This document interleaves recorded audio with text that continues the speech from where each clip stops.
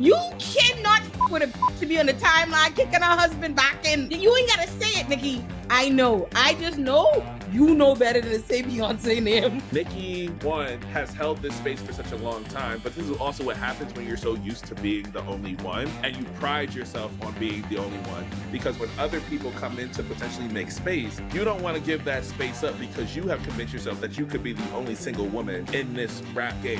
When people look at Nicki Minaj's history, when they look at what she's brought to hip-hop, and they look at what she's done, there will be a time when people look back on it and be like, oh wow, yeah, no, she did contribute a lot. But I feel as if we're gonna have to die out, and some of our kids gonna have to die out for us to actually view that contribution through a more objective lens. And like that's the way that a lot of, I think, like male hip-hop fans, really of an older generation, look at it. Like they're like, no, I really mess with Rhapsody really because of the exceptionality clause. I like the fact that if I didn't know Rhapsody was a woman, or like however they rationalize in their head, they're like, this still fits within my meta.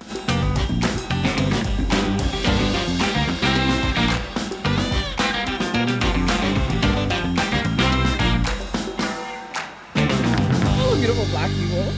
Hey, Olay. Let me tell you why I've gathered you here today. It's me saying, let me tell you, like, y'all ain't the ones who done told me why we could be talking about. Y'all gave me the topic. But we're going to be talking the downfall of Young Money. Because we were here to talk about Nicki Minaj's latest cokehead rap. But this time, we wanted the latitude to be able to discuss Drake's new music, Lil Wayne, whatever he got going on, among other things. But I want to start by saying, before I put it to the floor, like, several things. One, Nicki is a terrible person. Nicki Minaj is a terrible human being. Despicable. Second, what is the second even after Nicki being a despicable human being? Second, you cannot tell me that Nicki, like, as out of her mind as she is, she know better than to say Beyonce name, because she is say everything around Beyonce. You cannot tell me that Nicki Minaj ain't been in her house calling Beyonce everything but a child of God since that remix. Everything. But she done talk about everybody. Let me tell you something. If you cannot with a bitch to be on the timeline kicking her husband back in, that you ain't gotta say it, Nicki. I know. I just know you know better than to say Beyonce name. Because she's on that timeline carrying on bad. I'm like, and it's so funny to me because I don't even give a fuck about whatever what Nicki claims. And she's like, oh, he owe me money. This is the next thing. I believe none of that.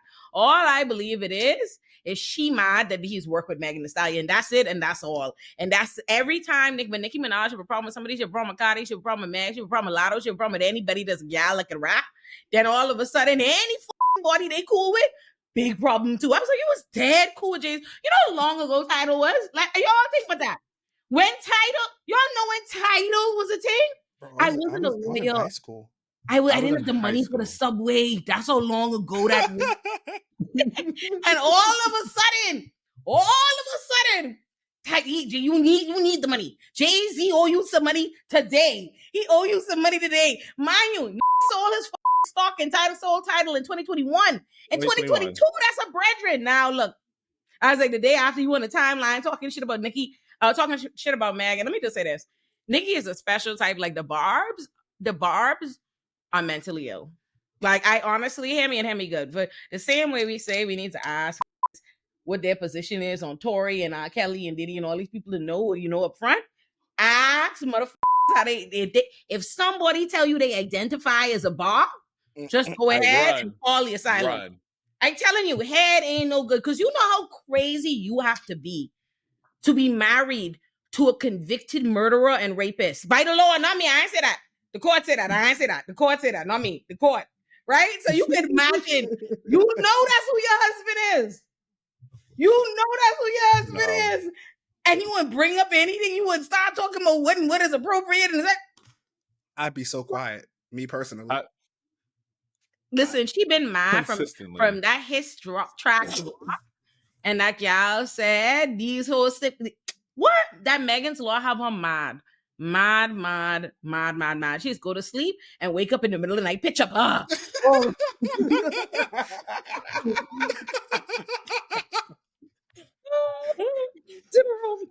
Yeah. I'm just having spasms. No, because I'm just seeing I'm just seeing the image right now, like sleep paralysis. Get stuck in the head. The line looping. He's so sleepy. Not anymore. Oh my god.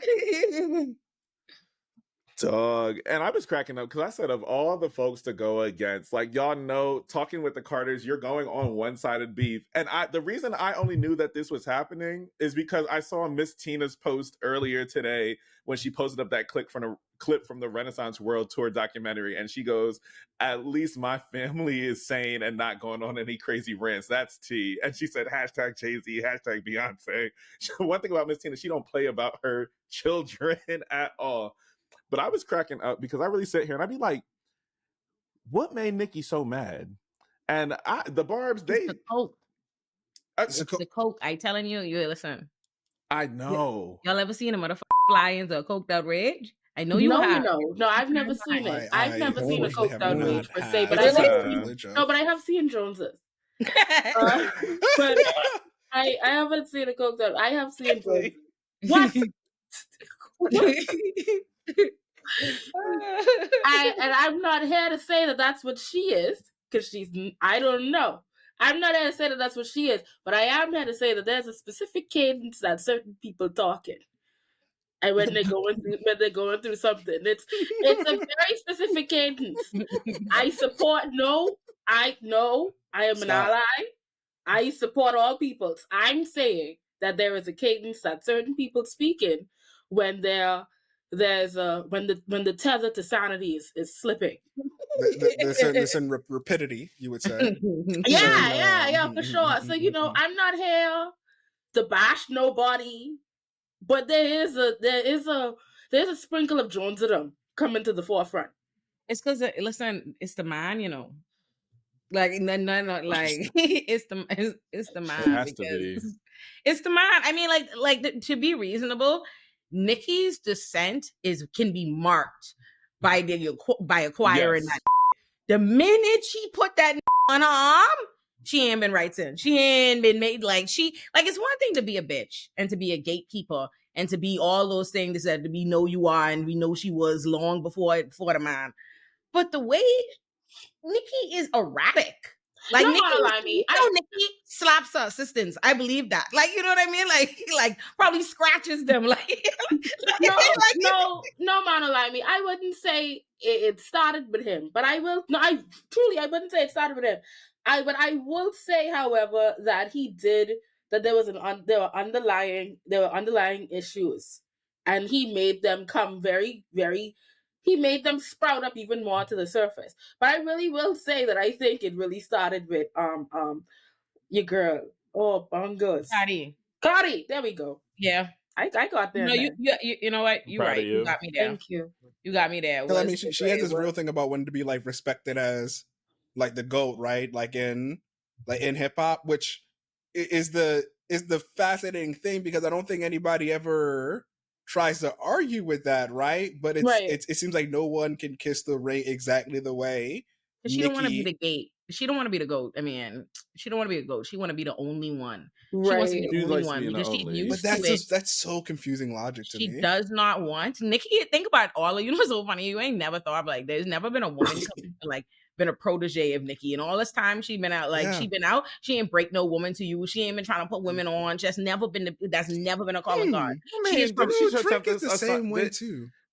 Having a bunch of to sign Ice Spice. Wait, what about Ice Spice? Sorry. Like he's actually jumped. Yeah, you is serious. You is shit. I'm sorry. I thought that was the thing. Okay, allegedly. But I'm like, Nicki is somebody. Every time, all these people, all these artists that she claims, they didn't respect her, they don't understand, yada, yada, yada. You can find documented. You could see Lotto kissing her ass a million times, a million interviews, a compilation. Every single one of these gals, she claimed, ain't respect her enough, giving her props. Her problem is she believed that it was only supposed to be her. She's from a time where the only women that was in rap are the ones that are handpicked handpicked by a all male collective, right? Like you the first lady of G Unit, you the first lady of Terror Squad, you the first lady of Young Money. That's the era that she's from, and from them, it's not like those are allowed to exist, right? They don't let Rod, Digger, Remy Ma, all of them flourish at the same time. They pick one. Right, there's somebody that comes out on top, and that was her, and she likes it that way, and she resents the idea. I think she resents. I mean, not enough a to sexist like, keep industry up her that doesn't allow her to carry on with the same level of gatekeeperdom. Like she feels like women should not be able to come through this industry and get and do well and succeed and rap if she say no. And the fact that Cardi has been able to continue being so successful, that bitch hate that. In many ways, Nicki reminds me of a Caribbean politician. Well, she is pretty. Go on. No, teach me something new. No, because we dealing with something now in the Bahamian landscape where we don't really have proteges. Like, there's no one that's coming from, like, it's the old school. It's guys who fought for freedom in the 60s and 70s, and then they die, and then you have the new age of politicians who just kind of like wiggling swords, like who wiggling hot dogs like swords, right? Like it's like there's no oomph to that. And so she reminds me in many ways of like a Caribbean politician or an African politician. If she could get, you know what I mean? Like she reminds me of that. Like she reminds me of the Prime Minister of NC. And like he been there forever. And I think he'll rule from beyond the grave. Right quick, tell me about the Prime Minister. I dated him Vince one time. Let me I thought she was going to say she dated the Prime Minister of NC. Oh no! I said that Lord drop was crazy. I really thought she was getting ready to sing, but let me tell you about Ralph. That's very great. Could you imagine? Why would I imagine I just casually volunteer that on Roy? I don't know. I thought we was like sharing things. I know we were sharing things. Prime Minister. I still have to be like, since you said it, I too have rumbled in the no. But no, St. Vincent, Ralph Gonzalez, he's been the Prime Minister for forever. When you say and that is a handsome man. Like the Linden-in-law, you know, a Vinci handsome stereotypically, is that what it is? Because my Vinci acts look good. And you just say they Prime Minister look good. I'd feel like that's for the Prime Minister to look good. They must see look good. He really is give off that energy. Like my Vinci acts thought he looks so good. Oh, I know I ain't supposed to. Aaron, pull it up. Pull it up. Pull him up. Yeah, pull up the Prime Minister's name. Pull up the Prime Minister. I'm screaming. This is really putting pressure on because, like, I'm expecting, like, Idris right now, the way y'all just thought this man up. No. I find him to be a very attractive man. There's power there. Aaron, we waiting for you to pull him up. Okay, let's see. This the man? Yes. Look at him. Hold on. Wait a second. This a white man? No. This a conky. What this is? Sorry, I'm also actually now that we brought it up, I actually didn't know what NC meant. I was just going to play along until I got. Oh, Vinci. Vinci St. Vincent. We say Vin. That's what people from St. Vincent don't call it. They Vinci. No, look, that is a handsome man. Look at him. First and foremost, you are way too liberal with the word handsome. I'm not. Look at him. Look at him. No. Second of all, what is this man? What is he? What is he? We're all human. He got some things in him. You know what's so funny about Nick? Let me tell you something. I have on my shelf. I have a historical account of the island of St. Vincent because I bought this, but I didn't get to read it before I dumped it.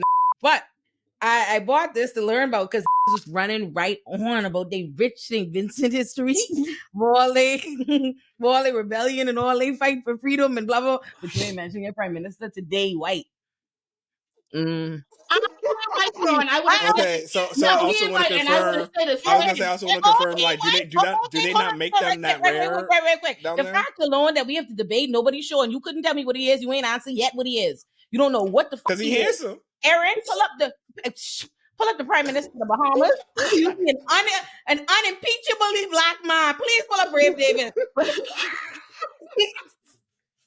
Aaron, when you finish, pull up Samilo Butler. Not some man. Today on Olay Friends, we rank the attractiveness of prime ministers. I'm actually very excited. When we get back to Nicki. Oh my God. You see that there? Okay. Is anybody unsure maybe as we to should what stop that is? this.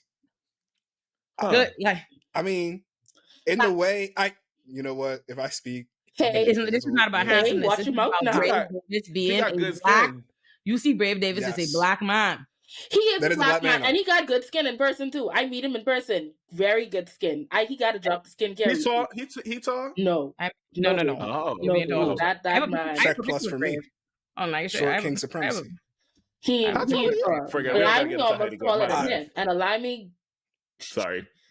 I mean, I'm not ashamed, but like, I think where was my A picture? previous episode, we were talking about people's height, so I said, let me not get into it again. No. wasn't there just a movie about that? Oh, I about to show y'all how short Brave is right now. Brave dead short. Are Bahamians notoriously like shorter? No. We got some people in the NBA. Like that's the ones you talking to. Yeah. You right there to me. Well, you got a movie. We can just see you, girl. He's as tall as you. Yeah, and I. Oh wait, you're short. Well, yeah, and I am. I'm not even gonna hold. I recently found out about Olay's actual height, and it has me shook to my core. I was shook to my core. Found out like like a deep dirty secret. I know. Olay is tall as them lollipop, but I mean the lollipop cat. That's how tall she is. I am in fact very short. That amazes me. Yeah, but that's my bad. Nicki remind me of a Caribbean politician.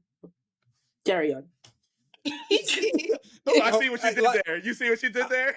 Carry on. I'm sorry because I'm not gonna make the transition clean, but like I hear your Caribbean metaphor and raise you my more American example of the fact that like Ricky feels more like the American empire, and the fact that like she's trying to gatekeep a thing she no longer like, trying to gatekeep a crumbling establishment, right? Like she wants power over a thing that we don't even give all that much power to, and that's probably where some of her frustration comes from as well. The fact that when she speaks about Cardi and Megan, like if the source was still good, you know, like maybe I'm not gonna say the source people behind her, but like, you know, she could control the narrative as like, you know, the hip hop queen. But now it's like, just like, you know, she does. I think as Ola said, like she represents an old era. She represents the last dregs of the establishment, and it lashing out at itself. And I think it's actually really interesting too, because when we get into her legacy, me and my little brothers were actually having this conversation of just like, does people's bad behavior tarnish her legacy in the future, and like, or should like this era of her time completely sully everything that she has done in hip hop? Right? Oh, it did sully it for me. Well, no, I agree. I'm with you, because I said girl's not going to be remembered for her verses. She's going to be remembered for her rants. Like, what are we talking about? Mm-hmm. And so I was actually really interested by it, because I'm like, yo, Nicki, one, has held this space for such a long time, but this is also what happens when you're so used to being the only one, and you pride yourself on being the only one, because when other people come in to potentially make space, you don't want to give that space up, because you have convinced yourself that you could be the only single woman in this rap game. And in reality, I was thinking around it recently of just like, oh, female hip hop feels decentralized. There doesn't have to be one type person, because there are so many different folks. And I think social media also played a role in that. But I was like, in 2020, it really felt like all the rap girls, everybody was like, female rappers feel boring right now because ain't nobody beefing with each other. Because at that point, you had Flo Milli, you had any gamut you wanted. Flo Milli, Meg, Rico, you had City Girls, whoever you wanted, you could find like that thing. But I think it's like interesting, because I'm also like, she wants a certain level of influence, but I also think around like Trina's level of influence, because I would also argue like Trina's level of influence is actually what we have seen in a lot of the 2018 and on, if I'm going to be honest, in terms of like very specific kind of pussy rap that was going on. And so I was like, Trina doesn't do the same thing that Nicki does. What she does, you don't watch Love and Hip Hop Miami. Trina not nice either, baby. Trina carries on bad. Does she really? Bad, okay? Like, you're saying systemic issue. Learn me something new. Oh, that's so okay. So I'll take that and take that to the chin. They be care. I'm telling you, the gals of and to be fair to them, the grace that I have to extend to them is that they're doing what they learned, right? And they're also, I feel like their PTSD is they had a particular experience. That's what the experience they think is supposed to be, and they lash out at those that they feel like are not walking that same kind of line, and that's unfortunate. Like that's the same thing as we know where we understand how systems of exploitation that oppress us, how we spin it back on one another. You know, it's like when you get pledged, you're like, oh my God, like this hazing is so wrong, and then the minute you cross, you're like, I can't wait to haze the next. Like that's how it be. That's how it be. You're not wrong. But back to Ashley's point real quick, because you just said that Nicki never mentored. We never heard of Nicki mentoring anybody, and I actually feel like that's the real missing piece here, insofar as like if in an alternate timeline Nicki actually does get to take on just any person from the younger crowd, at least that gives a connection on like how the meta is moving, like how the industry is moving in a way that doesn't make her, the way that she is today, seem so like a fossil, or like seem so like out of place in like the way that we even talk or do hip hop discourse. And the thing is, I mean, it's a choice. Like I think we have to understand how long Nicki's career has been, which, to her credit. But Nicki has been around since 2000. Nicki has been popping, has been on the scene, successful since 2009. She was working and was a rapper much longer than that. In all that period of time, the gal ain't decide, oh, I want to put gals on. That's not what I do, because that's not what she wants to do, right? But, so even if that, like, and even when Nicki does some like throughout features, she do with like anyone every time. She falls out with them shortly after, because like y'all said, there's never enough you could do to kiss the ring of somebody that resents you being in the room altogether.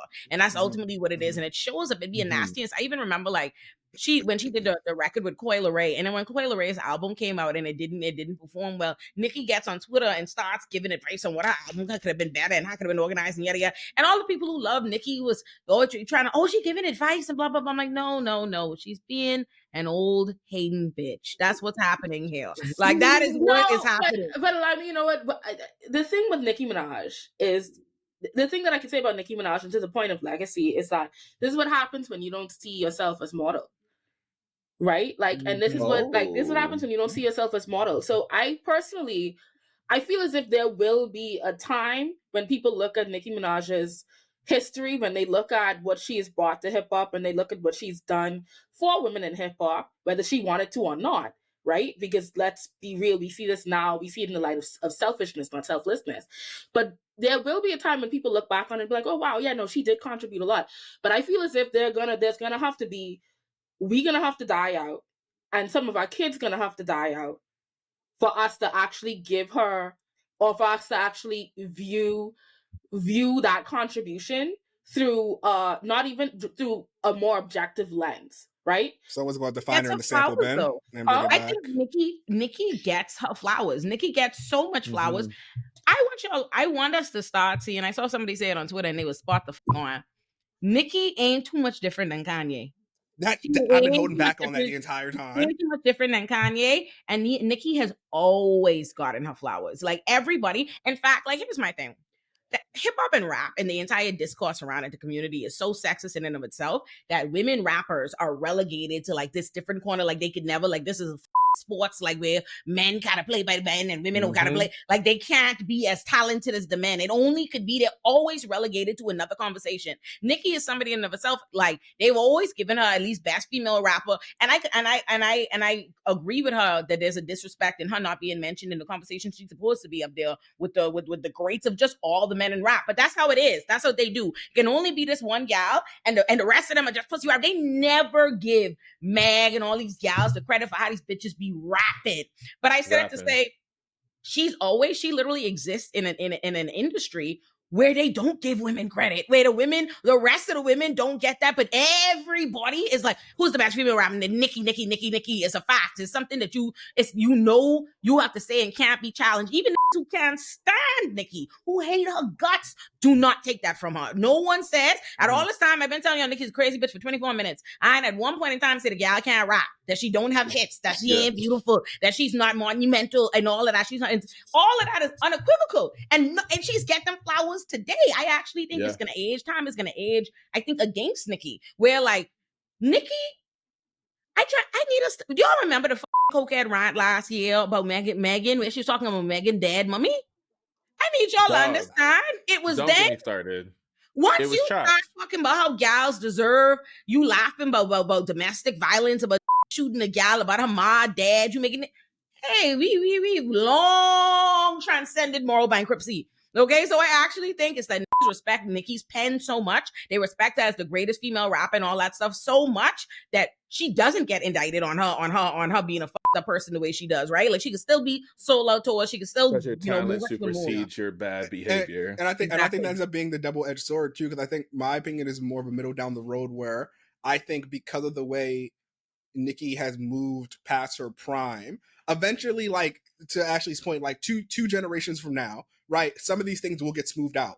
And because Nicki is so undeniably, it has been lauded so undeniably as the number one female MC of a generation, that's what's always going to come up.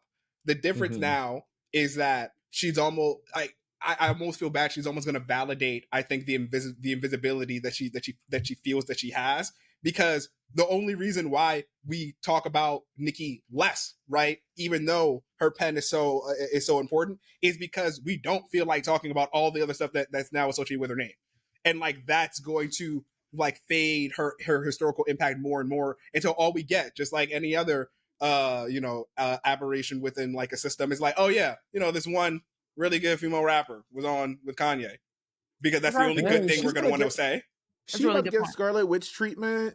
Like, she just could be the most powerful witch, but everyone's going to relegate you into like this crazy person because you're not getting all the things you think you deserve in life. And I was just like, dang, you're going to go Wanda Maximoff. But it really does make me think around, like, as you continue on this fight long enough, in some spaces, it does feel like I remember Nicki in early career, like, I have an emotional attachment to Nicki, not a Barb level attachment, but I was like, nah, you really part of my, like, coming of age, right? Like, we saw her moment of life, I'ma still rap the out of that song. Okay, it's such a good song. And so, like, don't start singing. I'm sorry. I didn't think the mic would pick it up. I'm sorry. I'm such a nigga. I'm sorry. Right. No, it's fine. But in reality, I think around like so much of how her come up, and I think we love a come up story, but it's like when you get up there, are you then going to become the mad queen? Because now you continue to point at this thing that you decided to participate in. And it's not saying, because she kind of like victim and villain in some spaces, because you're just like, you're victim of this rap game that does not respect women in this kind of space that will get you in those conversations that should be in the top rap conversations, because rap is still a man's sport for all intents and purposes for so many people, despite women were dominating rap for the last like 8 years now in reality. I think it's more than that, long ago. Yeah. And so I think it's like a very interesting conversation right now of just like, she's living long enough to become the villain. And now that she's in this space now, is she just going to further lean into it? Is she going to keep demanding respect? Or is it become a conversation of like, instead of trying to just rah, everybody needs to give me respect, because now she's just trying to get respect from the old guard, and she's trying to get respect from her sons, alleged sons, whatever. But now that becomes more of her point rather than the purpose of like, yo, I am fundamentally a great rapper, and maybe the question is like, how much does she need to say this thing out loud versus just kind of like letting your work speak for itself and just being quiet? So all we need to do is worry about you popping out, giving us a rap that you can give, delivering bars, delivering a concept album that she was known for, and now coming back and you're just like, oh, like, the foil to Nicki is like Missy, right? Like if you think of some person who's been in the industry super long, and is still highly respected for their craft, even though and like being the foil, but still brings in, or at least is still amenable to like younger generations wanting to like involve themselves with her. And she, and you know what the always difference brings is? in the British girls too. She brought in who sing you hot hot. Well, I'm a Bree Runway. She brought in Bree Runway. She brought in Flo. So she is also known for absolutely bringing in a new generation of girls when it comes to R&B and hip hop. But that respect comes from silence, though. That's what I was gonna say. That's the difference. The difference is that Missy. That was like, a good foil. Here's where we like. This is when I don't want to get too parasocial and say like we know what's inside people's heads, because I remember going to like I went to a Missy, Timberland, and Sierra concert. Yeah, Sierra concert. And I remember like not Missy, but it was Timberland that had a really long drawn out speech, basically saying like, yeah, you know, we should be doing worldwide tours, but like basically, you know, like we keep quiet, we just do the work. It doesn't matter if everybody like recognizes us, though we should be bigger. And like you could hear the play in between the two feelings. And I was like, you know, Missy Elliott could certainly also feel like that. I don't know. But like her demeanor, certainly her brand persona is like, I'm gonna just keep doing the work. And because she can't do anything else. But the thing about that is, Nicki, I think an important part here is that Missy, not Jesus Christ, I gotta go to sleep.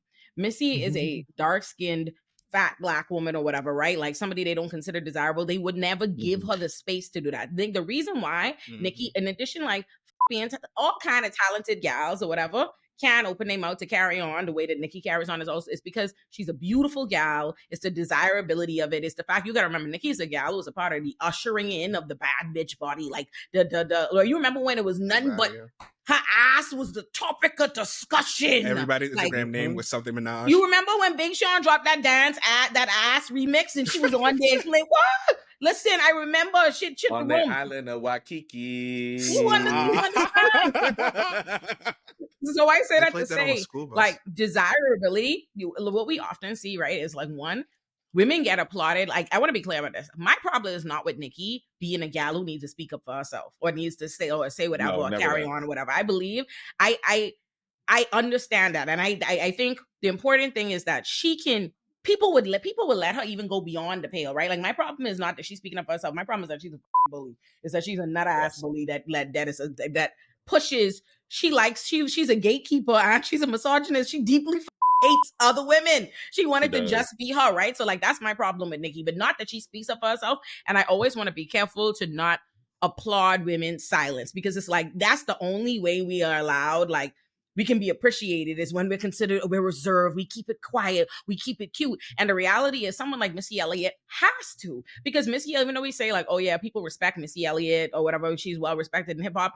It's like, the reason, like if we really unpack that, Missy has never been somebody who has been appreciated for the fullness of what she is as an artist by the majority of people. Never, ever. The reason why they respect Missy is because they don't find Missy desirable as a dark-skinned, fat Black woman. So they didn't perceive the sexuality of her music as that, despite the fact she literally get your freak on. Oh, that's what she literally talking about. But because they don't perceive it that way and they can desexualize it and she doesn't say anything because she's not given the space and the latitude as a dark-skinned, fat Black woman to run on, then it's like, oh yeah, we like Missy because Missy keep it cute. She play her. I think two things can be true at once, though. I think two things can be true at once. I greatly agree with that. I also feel as if whatever issues Missy got, I'm saying like she got to stay quiet and like keep it cute. But whatever issues Missy got on the scene, ain't no one calling Missy crazy because she crashing out every 5 minutes because someone happened to not look her in the eye when they was on the red carpet that one time. Like, you know what I mean? Like, it's like, I genuinely do believe, and as a fat Black woman, I promise you I understand, like, the politics behind not being it, because, like, the first thing someone can say to you when you shut up, Black bitch, shut up, fat bitch, like, that's the first thing they're gonna say the second you pipe up. So I highly agree with that. But I do feel as if, like, there's several truths can exist at once. And whatever issues that Missy has within the industry, within anyone doing her dirty, she hasn't brought that dirt or whatever, or her not even insecurities, it's not that, but for lack of a better word, for her disgruntlement with the industry to the forefront in such a way that mars a fan's interpretation of what is going on. And then also as well, I recognize that Nicki also came up during a time like she's at the precipice of social media. So Nicki has been able to like create a fan club around herself when social media was just beginning to do what it was doing and mobilize fans in such a honestly in such a toxic way. Like it started off as close, but in such a toxic way, very addictive manner. So like you have like waves of like, so you have like waves of supporters in one centralized location, which is the internet, and they've been able to utilize all corners of the internet to be able to become the army that is now Barb Nation, right? So I agree. Like Missy can't go off the way she wants to, but I also feel as if there's a level of legacy that remains intact, because there's also a level of respect that Missy Elliott approaches her craft with. So she ain't gonna never talk dirty about the girls she ain't gonna never talk dirty about the girls online. She ain't gonna never going into an interview and be like, child, like she ain't gonna never do that shit, because you're right, it does not serve her.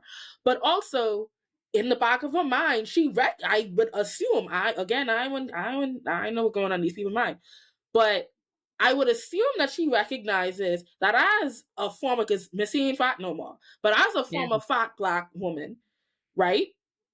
She can't besmirch, she has no desire to besmirch her legacy in such a way where people throw dirt on it because of like these constant freak out sessions.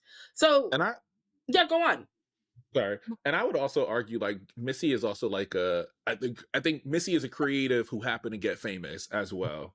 Because in my mind, like Missy loves she loves the craft. Like when I look at her visuals, when I think of her as a producer, as a rapper, as a singer, and how she has cultivated like the world around her, I always kind of think around like she loves the work so much. And so yes, there are folks that are always going to love what Missy has done, because low-key Missy really a blueprint, and her legacy is showing up in the new girls a lot more often than we like to admit out loud, especially for the rapping and singing types. And I think the other piece when it comes to Missy too is that she did an episode of The Read, and she also is on Twitter in a very fundamentally different way. There was a time when everybody was like, Missy deserves to get on and have her own Super Bowl. The amount of love that Missy got and her reaction to it reminded me that she feels underappreciated, but also is not used to getting that kind of love. So there was a point in time where social media actually gave her such an outpour that she was it read as like very emotional of like, yo, I'm not used to this kind of like public adoration. Like there's respect that she gets behind closed doors, but to see the general public like really rally around her, she was like, yo, I have never felt this. And she's like, in all of my career, like this is so much love and such a different kind of feeling. And so I always wonder too of like, when an artist knows their impact and when you really in the work, when you finally come up for air and realize like how many people love you, like that to me, because even on that tour that went with Sierra, Busta Rhymes, and Missy, everybody is like, yo, Missy's performance is always going to be talked about, whether it's award shows or anything. So I do wonder, like, when is that moment for Missy? Because she's somebody I'm always put Missy in my top 10 every single time, and people bug out when I put Missy in my top 10. But I'm like, nah, she goes crazy. I'm sorry. If you got to put Pharrell up there, you got to put Missy up there, right? And I actually think the fact that Pharrell is up there, really now that I think about Pharrell's career and Missy's not, says both about like the dynamics of their identity, because. My thing like, that's really, we're just retweeting what Olay is saying. Like, yeah, I was like, those are the reasons why. We know the reasons for why this isn't happening. Well, yeah. I'm like, the only like thing I'll let Olay go real quick. The only slight thing I want to put in there is that I feel like what we're actually talking about is, I guess, because we're all creators, right? So the more complicated nature of what type of fame would you like? Because you don't get to choose it anyway. But like, which one would you prefer? Would you prefer one in which like people like ride you all the time and like you always know in the moment that you're good, or are you okay with the fact that you put an Andre, I'm not going to use an example. Or do you take the? Are you okay with the path? Right? Do you take the path of being like, oh hey, I put in the work, and then later on, everybody who's I'm every producer's favorite producer or whatever type of. That's my thing, is that you don't get to choose. Like, that's what I keep saying. Like, the kind of fame that you get and the kind of reception that you get has everything to do with who you are. I mean, who you are, I mean, look what you look like, how you show, like, what it is that how the world perceives you. And we know, like, think about it. Every time I look, this is the generation of artists and celebrities, especially rappers and all the female rappers carrying on bad online, all kind of gossip, fighting, this, yada. But it's only gals who are undesirable or whatever that are not allowed to have that, or without being demonized. Think about, we've been watching all these light-skinned gals, all these bodies fight, carry on like asses for years. You think about how hate Chica. Think about how Chica can't even have a mental health episode. And that's because... Auntie don't know who Chica is. You do, like, if you saw a picture, you probably would. You do know Chica. And Chica's very talented. Chica's deeply talented. Aaron, put it up on the TV. Aaron, pull up on the TV. Chika, Aaron, because Aaron don't know who she is. Aaron, pull up on the screen. Pull a picture up. I love it. Aaron, let me tell you, Chica is nobody. This is my thing. Is whenever we have to consider how much desirability and looks, like lookism, you know what I mean, plays a role in these things. Because whenever you dealing with people who are attractive, then everyone would be like, oh, it's because they're talented. They're so talented. Let me tell you something. Nicki Minaj could have been as talented as she wanted. If she looked like Chica, if she looked like Missy, she'd have never been able to move the way she moved. Chica is so talented, but no one. And she got co-signed by mad people, right? She got co-signed by Hove off. And Chica is upfront about the reason for Chica's crash outs. We know exactly what mental illnesses she is diagnosed with, and people do not give a fuck. Like, they don't give a fuck, because I'm telling you.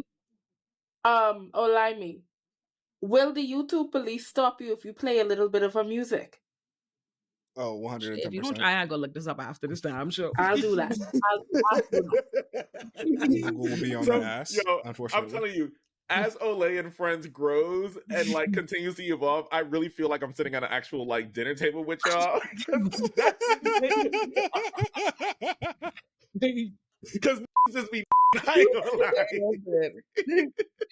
But yes, I said it to say desirability like has everything to do. It's like, yes, you could point to these people like, oh yeah, there was a class act and the difference in how they move, and I'm like, because they have to move that way. Yeah, because they have to move that fucking way. Like, that's just the reality. How you perceive, you ain't gonna get. We are not gonna get the fan base. Like, if any of us was talented musicians, you ain't getting no Doja Cat, Ariana Grande fan base. You ain't getting that kind of thing. Not until my BBL come in. Listen, I'm getting. I'm about to get that ab surgery. I'm about to get the Big Sean surgery. I'm just kidding. No. He was in the comments saying, I ain't getting no. Drake new picture, right? That's what they was teasing him online, saying he got more ab work than Drake. No, I didn't even know. We got to talk about the desirability politics. It's gotten so bad that like now men have to do it. Like, men been doing it. What are you talking about? Sorry. This go back to what Olay said about fat bitches not being able to say, I can't talk about nobody implants. You want me to get drag? So I gotta just sit there with my mouth pin up. I have thoughts too. This is a safe space. Listen, I don't think any of us. No, but you're right. Like, we do not acknowledge. Like, it's that's basically what my Learn Naughty production is. Yeah. What I've been working on this month. Like, what I'm going to put out. I've been thinking a lot about lookism and how that is not thought about and treated. We know intellectually, and it's a quantified fact. Like, it's a statistical thing. Not being attractive, being ugly in this world, and ugly to me, and all these Euro standards of beauty, not being fat, being X, Y, Z, actively makes people totally disregard you. You know what I mean? Totally disregard you, discriminate against you in every facet. But yet, when we looking at pretty bitches lose their fucking mind, we don't acknowledge that the reason why you letting this pretty bitch lose her fucking mind and be a horrible person is because she looked good. And that is something, by the way, like, I feel like isn't isn't allowed, considered in hip hop and in rap, even like in women rap.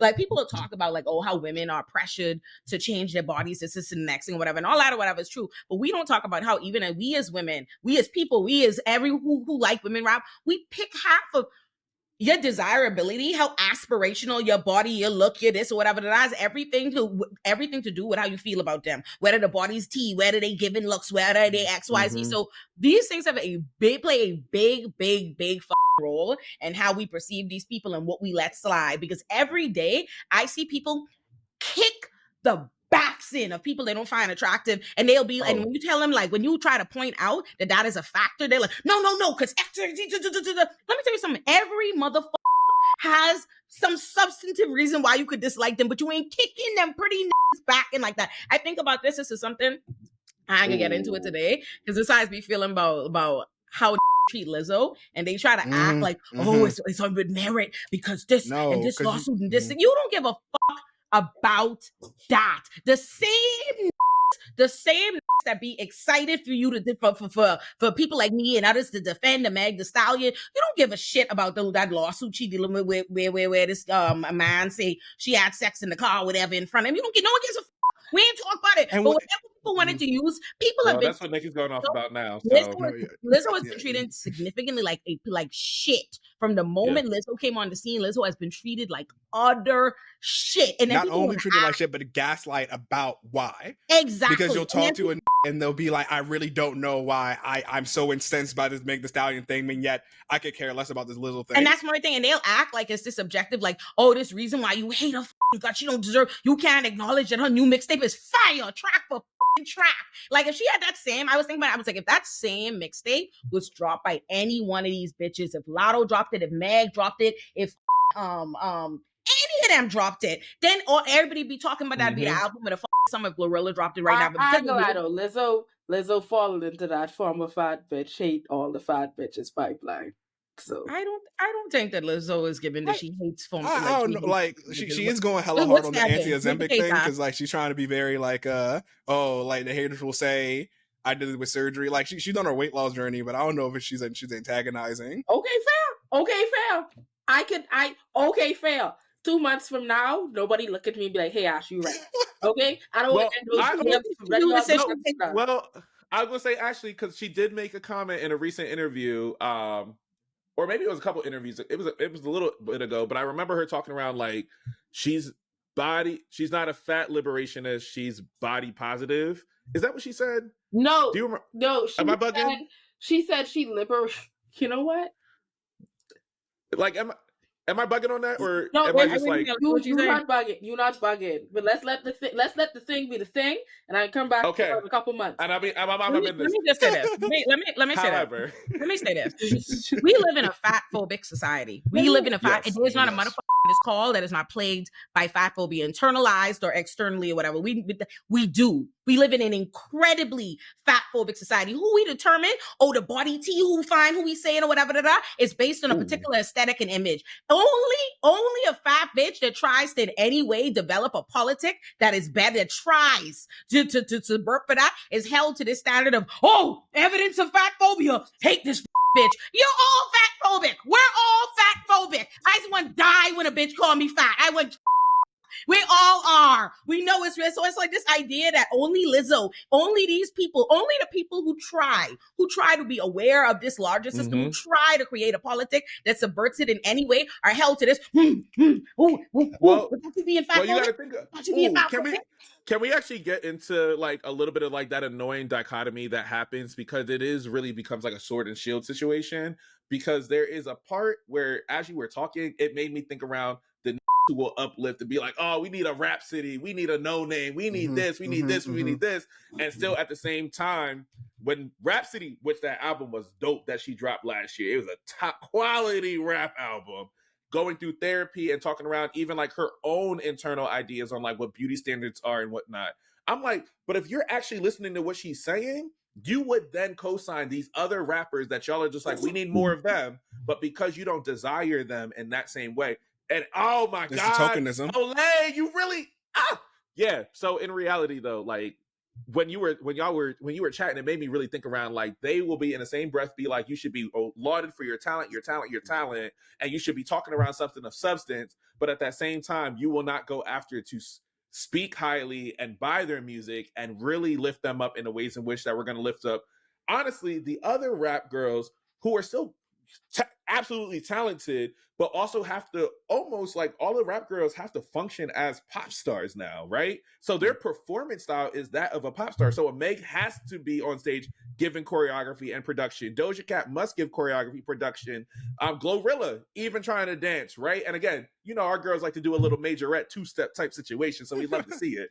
The thing is, like, I was gonna say, the thing is, there's a difference between like liking Skylar Diggins and watching the WNBA, and like that's the way. You made a sports reference that I'm not gonna act like I understood. Like, I'm barely able to participate. Like, the thing is, you know what's oh my god, sorry, like, she was right there, and unfortunately, I could only think of the white girl, Caitlin Clark. But okay, take Angel Reese. So then between watching, thank you, you beat me to it now. But like, thank you. I'm gonna switch it again. Juju Watkins, is that it? It's in between watching Angel Reese and then watching the WNBA and being a fan of the LA Sparks, right? And like that's the way that a lot of, I think, like, male hip hop fans, especially of an older generation, look at it. Like, they're like, no, I really mess with Rhapsody really because of the exceptionality clause. I mean, like, I like the fact that if I didn't know Rhapsody was a woman, or like however they rationalize in their head, they're like, this still fits within my meta. I'm not gonna listen to like no one else because I mean, like, what the hell will women have to say? Like, this one just happened upon me.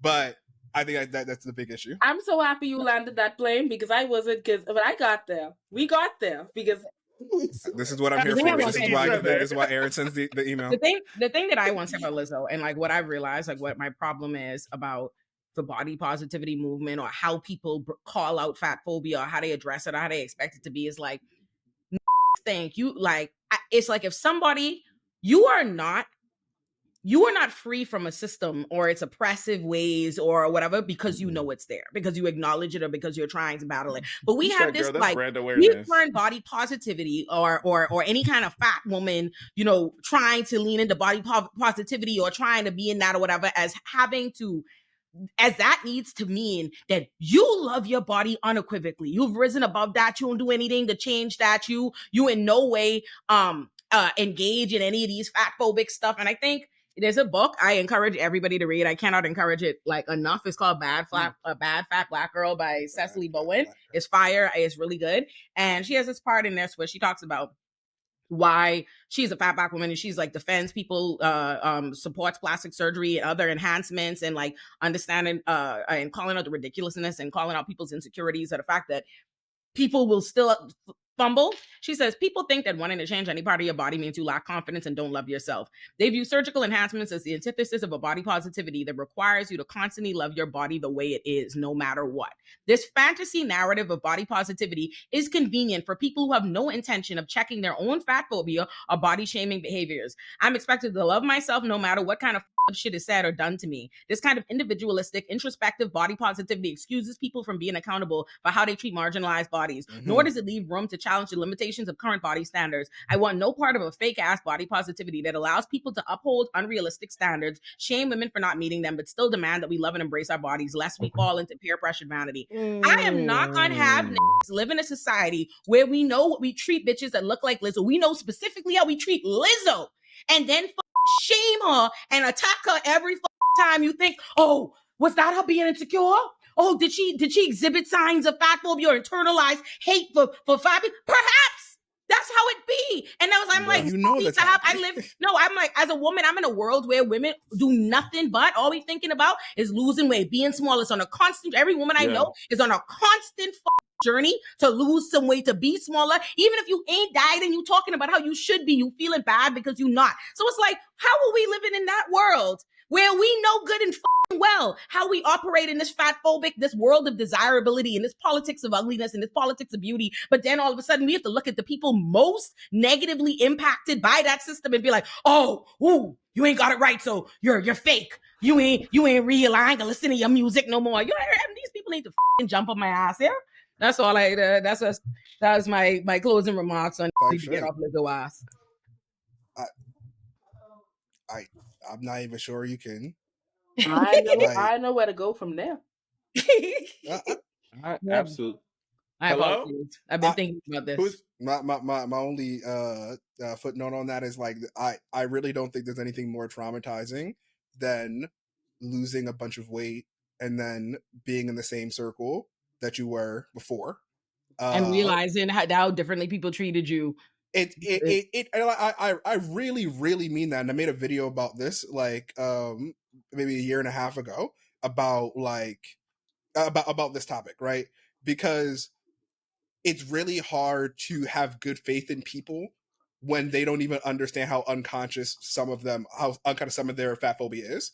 The way that because you can't explain it to anybody else, right? And unless somebody had a similar experience, you're like, no, I'm not crazy. I feel like I'm being radically being treated differently in day-to-day life after I finally hit this number, after I finally look normal. And you didn't want to believe that people actually did that because, we say we espouse that we don't do that. Yeah. But when you actually see it, when you see it happen, you're like, oh man, people don't realize. And that's why I'm also obsessed with pretty privilege. And it's very fucked up. This is what I'm writing about my Illuminati production about, which is why I'm so worked up, obviously, because this is all I've been thinking about for the last 2 months. What you're describing specifically, Tayo, is like what they would call like an epistemic injustice, right? Like we do, especially with how it works so fucked up about lookism, right? Is we know that we live in a society that treats ugly people or people who are unattractive like shit. We know that people who are attractive have benefits, but yet in this effort, the people that fall into that status of ugly or whatever it is, are being treated this way, know that they are being treated that way. They are experiencing it. They know it. But the same society that knows that they do it will tell them the minute they speak up to try to say this happened to them, not only will you gaslight them, they either get they will be gaslit, but it'll either be done as if it's like, to be polite is to say that's, you ain't ugly, which only like, you ain't that, you ain't this, you know what I mean, or whatever.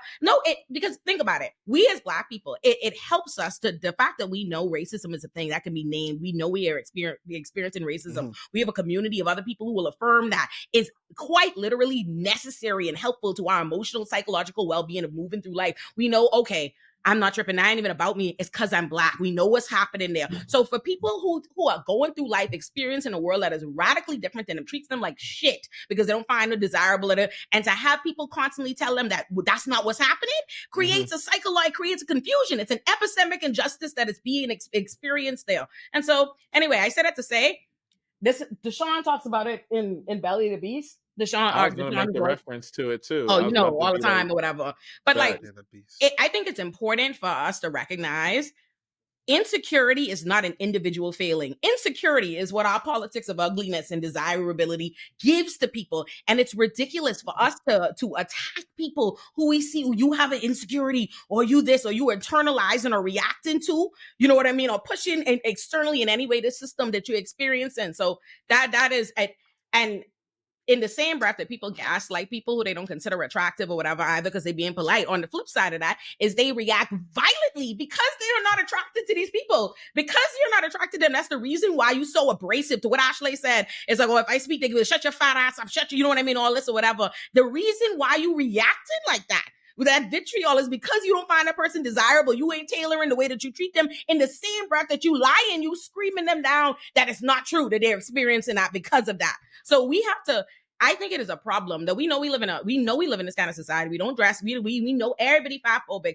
but we don't address and change. We ain't reckoning with our own fat phobia, our own whatever it is, but we expect the body positivity that fat people that this or whatever to embody is supposed to mean that they have a perfect politic, that they don't have these insecurities, that they never expressed or manifest the results of what they are experiencing in this fat phobic society. So yeah, because you don't have enough social clout to say that you can have whatever kind of opinion that you want, because you don't have that social desirability, nor do you have that currency. And it's actually something I think around from like a media perspective on why people have such negative reactions, because I'm like, especially as like Black American, my family's like from the South, and so we all said growing up we a little big bone, so like that's what we like called herself or whatever. And so it's interesting to see, like, a lot of our family members, they are fat Black women who are confident. Like, I come from a family full of, my great grandparents had 10 girls and 2 boys. Like, and so I think around like how they move, and I was like, oh,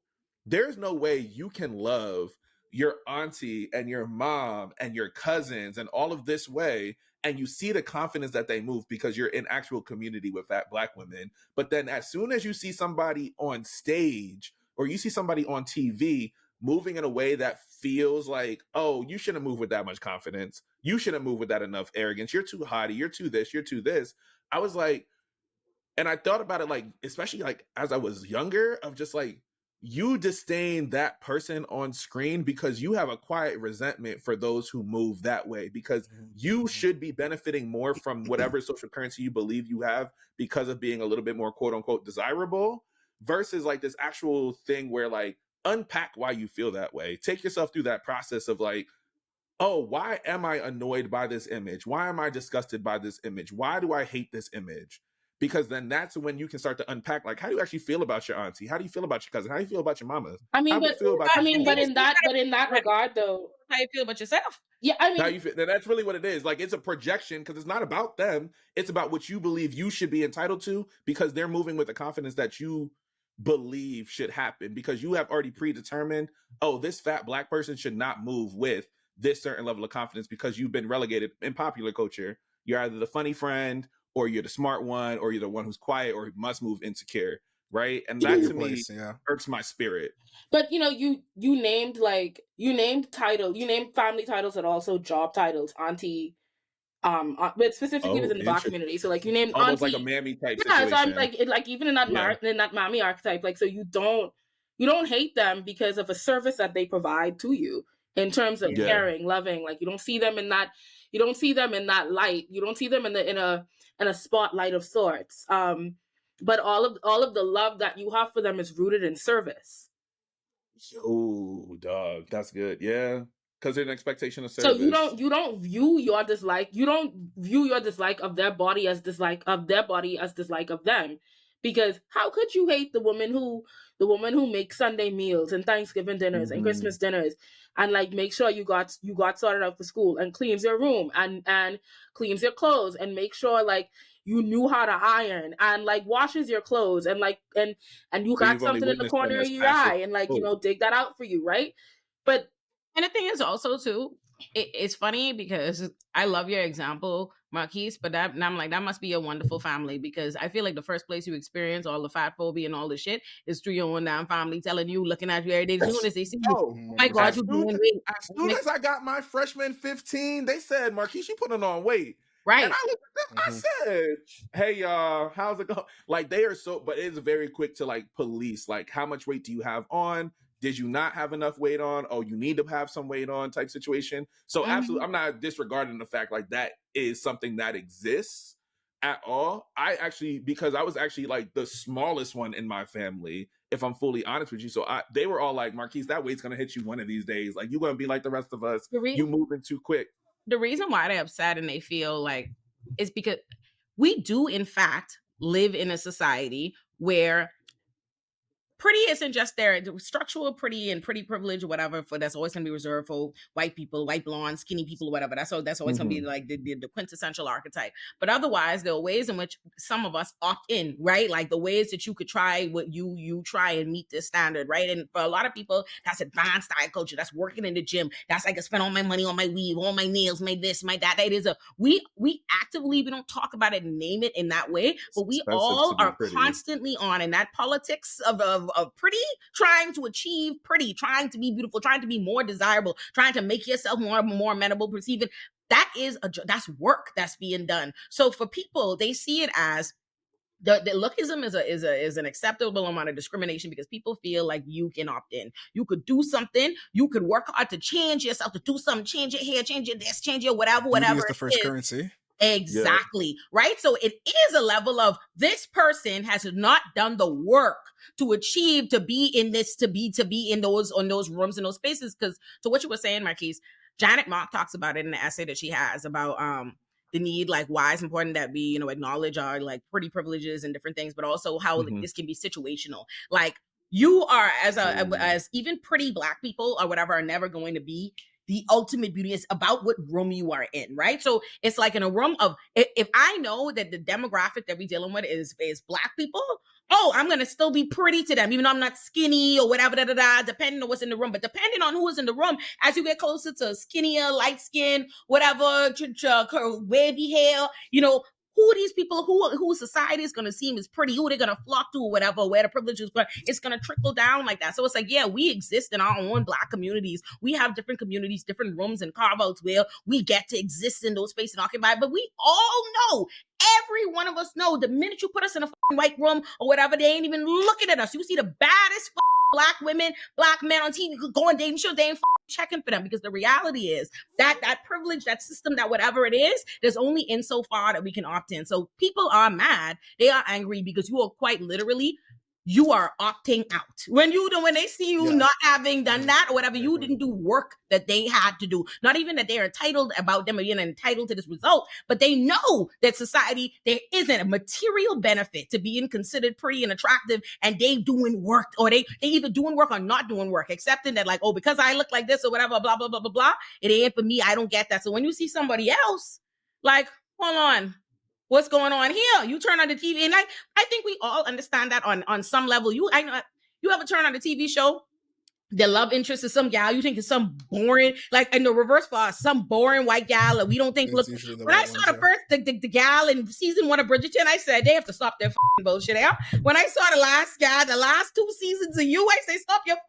And that's because you're in here and you have to like check it. We live in a society that internalizes that. It's like this idea that if this person who's supposed to be on TV, that room are pretty, supposed to be pretty, because this is, you know what I mean? How you reach there.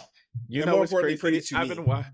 Yeah, you know what's crazy? I've been watching Sex and City for the first time. I'd be like, these people are not good looking. Like, their choices are not good looking. Or okay, because I you know, leave it to me as an accounting person. Always like bring it back to econ and capitalism. But like, I think what's more sad, right? Because I think what Olay is pointing towards that in different rooms you'll have different value, right? You'll have different amount of currency, and truly on the Sex and the City example, when I see that too, or like, I don't know, when I watch any one of those old sitcoms, I'm like, you know, the market used to be more diverse. It's like the way I always thought about it. I was like, I guess people, because I also assume that pretty privilege works in all cases. So if the people that I see on TV are like what people assume are pretty, and most time what we'll actually say when we look back at older media is like, there used to be, even though there wasn't that much, there was more than there is now, a diversity of at least body type, right? In which like now we've kind of like have algorithm face, we have like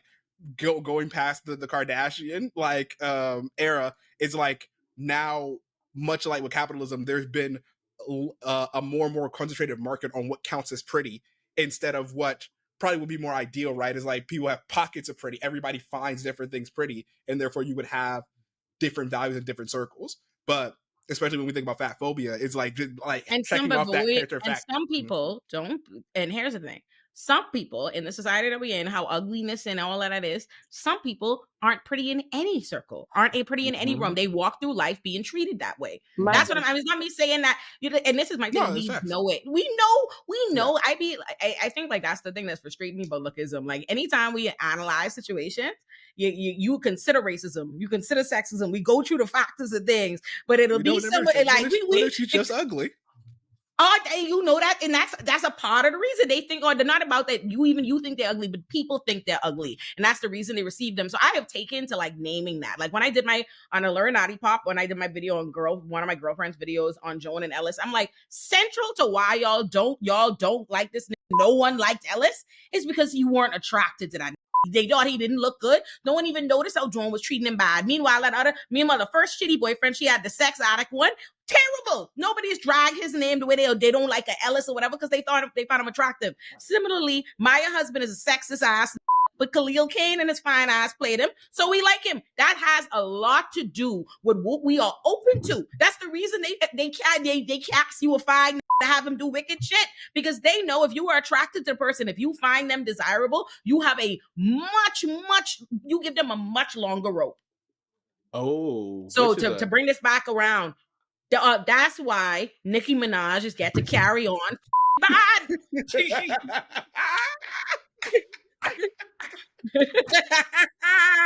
Thank you. That's a good place to end it.